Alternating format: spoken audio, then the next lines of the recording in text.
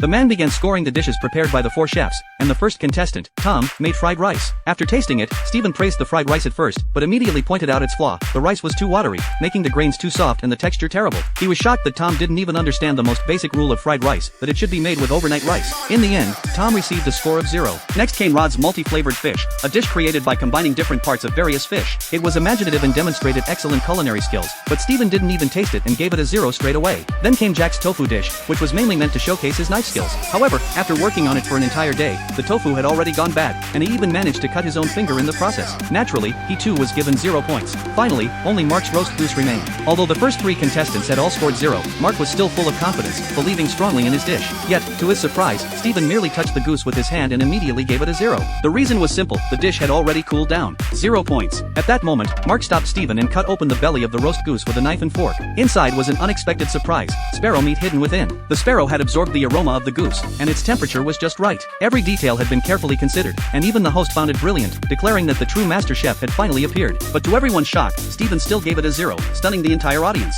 He then pointed out the fatal flaw of the dish: because it was ugly. Mark immediately retorted that this was impossible, as all his ingredients had been carefully chosen, with excellent quality and appearance. But Stephen's reply left him speechless. He wasn't calling the dish ugly, he was saying that Mark himself was ugly. Mark was baffled. What did his looks have to do with his cooking? Stephen answered that once people saw Mark's face, they would lose their appetite.